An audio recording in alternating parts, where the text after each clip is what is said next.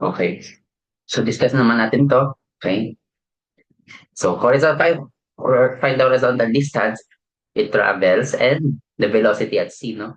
Velocity at c, then yung horizontal distance. So, sabihin natin na ito ay s, no? Okay, horizontal travel niya. Okay. Pero ito, projectile motion na kasi siya, no? So, basically, magkaiba na yung ating motion sa x and y direction, no? Okay. Pwede siya hindi siya katulad nung sa free fall na ganyan lang, na y direction na yung kino-consider natin. Dito kasi may velocity na yung x and y natin. So dito, find the horizontal distance. So dito, para natin makuha yung horizontal distance, so simply that is, sabi ko nga, s is equal to vt lang, di ba? Okay, kaya lang dito, kasi since projectile ano na siya, motion na siya, vx i-consider natin. Okay, kasi nga, horizontal distance, ibig sabihin, we only need to consider the horizontal velocity. Okay, along x lang. So, paano nyo makukuha? So, simply, substitute, s is equal to, binigyan naman yung ating initial velocity na 10, tama? 10, kaya lang, along x lang siya. Okay, binigay din yung angle, so ibig sabihin that is cosine 30 degrees times t. Okay, so ito, iiwan muna natin dyan. Bakit? Kasi wala ka pa masasolve dyan. Tama. Dalawa pa yung unknown dyan, hindi pwede alam yung time. Diba? Yung time it takes to travel from A to C. Diba? Kasi ayun yung total horizontal distance natin, diba? Ito from A to C. Hindi pati alam yung time travel niya dyan. So, kuha natin yung time from A to C, o yung time from A to C, substitute natin dito, makukuha natin yung horizontal distance. So, pati makukuha yung time na it takes to travel from A to C. Nagkagamit ulit tayo ng second equation, no? That is yung ating, okay, along y naman, no? So, that is y is equal to y sub o, okay, plus 1 half g t squared plus v initial y t. Okay. So, ano ibig sabihin itong formula na to? Kasi ito, along x to, no? Okay, ito along x-axis to. Sabi ko nga, pag ganitong type of motion na, okay, consider, hiwalay na yung analysis sa x and sa y direction. Dito naman sa y-axis naman to. Kaya mapapansin mo, ito, v initial y, dito di ba v initial x or vx. Kaya lang dito, madali na naman makuha yung y and y sub o dito. Bakit? Kasi nga, yung initial natin dito na a, okay, dito na rin yung reference natin, di ba? Sabi ko nga mag-set tayo ng reference point. Dito na rin yung ating reference point, no? Sa A, horizontal. But that is from A to C. Mapasin mo yung A to C, same level sila. So kung dyan yung reference natin, eto, zero na to. Tama? Okay, kasi same ano lang naman sila, horizontal Di ba? Same level sila, dyan ka nag-reference. So pareho sila zero. Okay?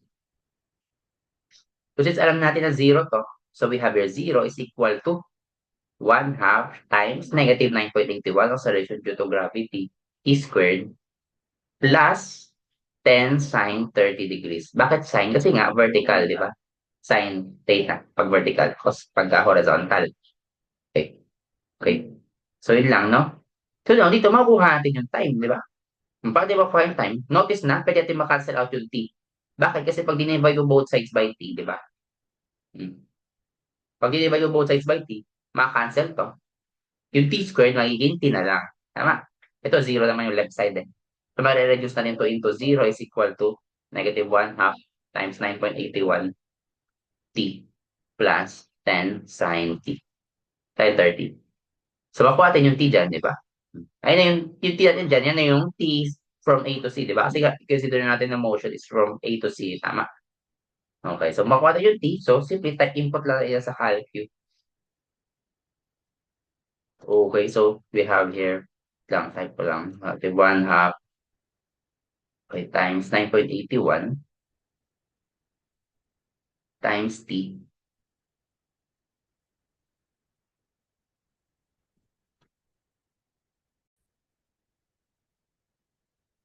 Okay, so, type natin siya. Ayan, plus, and 10 sine t. Ay, sine 30, no? Pag type mo na, okay, E0, that is, shift solve, 1.09019 1.019 seconds. And yung ating time it takes from A to C. Now, ayun na yung gagamitin natin na pa-plug in mo lang siya dito. Okay, so simply S is equal to 10 cosine 30 degrees times 1.019. So S is equal to, ayun, type lang natin. So, makukuha mo na yung, that is simply 10 cosine 30 times 1.019. That is 8.825 meters. Okay? So, ito yung ating sagot mo sa number 1. Actually, in some book kasi, ang ginagamit talaga dito, hindi siya S, no? Usually X, no? Kasi mapapansin mo dito, ginamit natin dito Y, sa Y direction. Usually kasi dito X na, pero okay lang naman. As long as alam mo na yung S, yung horizontal distance niya. Okay, parehas na naman yan. Kahit anong variable. Now, tapos na tayo sa unang tanong. Horizontal distance it travels and yung velocity sa C. Sabihin yung final velocity niya sa C, no? So, paano niya makahanap? Okay? So, take note, no? Sabi ko nga, yung velocity natin, meron siyang, okay, X and Y component. Okay? So, sabihin yung velocity ng C na yan, hindi lang siya basta ano, no? Manggagaling siya sa X and Y component. So, paano siya makakuha? Simply, apply natin yung Pythagorean theorem. Kukunin natin yung VC sa X direction plus yung velocity sa C sa Y direction. Okay, ganyan lang siya. Tama? Dalawa. Okay? At yung V sub X, madali lang siya, no? Bakit? Kasi nga, yung ating, okay, ganito, kapag ganitong projectile na may X and Y direction, wala tayong acceleration sa X direction, no? Okay, so in X direction, wala tayong acceleration. Okay? Magkakaroon lang tayo ng acceleration sa Y direction lang. Yun yung acceleration due to gravity. Ibig sabihin kapag zero acceleration ka sa ano, X direction mo, yung velocity mo doon ay constant lang, no? Ba? So, ano ba yung velocity natin at A? Di ba? Yung ginamit natin dito is 10 cosine 30. Ibig sabihin, yung velocity ng C in the X direction, constant yan, hindi yan nagbabago. Ibig sabihin, yung V sub X natin is still 10 cosine 30. Okay? Yan na siya, meter per second. Okay. Now, yung sa Y naman, magbabago yun kasi nga may influence na siya ng gravity. Okay? So, we simply use this formula lang, no? Yung sa ano natin, kinematics. Kaya lang, instead na ganyan, in terms of Y yan, no? Okay? Yan lang yung kaibahan niya, no? Mhm. Okay, so take note din na, magbabago rin kasi, kunwari, downward yung ano. Dito kasi pataas yung VA eh. So, sabihin, yung X mo, to the right, then yung Y direction mo, upward. So, sabihin, pareha sila positive.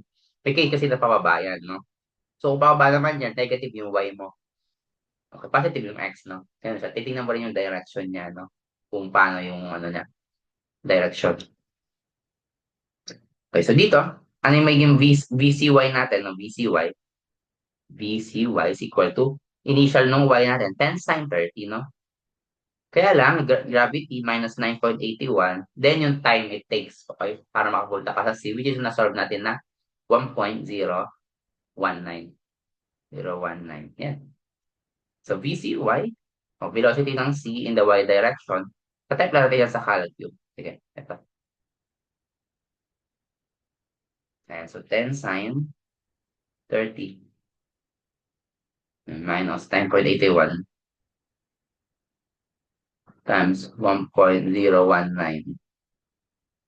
Ayan, so negative 4.996. 4.996 meter per second. Ayan. So, tama naman. Kasi nga, makapasin mo dito, but negative yung VCY natin. Kasi makapasin mo yung motion dito. Bababa na siya, tama? Ayan siya. Diba? From A, pataas siya. Galing sa beam na reach yung max height. Then, pababa na siya papunta sa B. Sa B, makapasin mo yung motion dyan, di ba? Pag ganito na yung velocity niya. So, positive yung X, pababa yung Y. Diba? Kaya makapasin mo yung VCY na nakuha natin is negative. Tama naman yan, no? Diba? Pero since makuha natin yung VC, okay, velocity sa C na kailangan natin i-solve, square root mo lang yan, no? So, 10 cosine 30 squared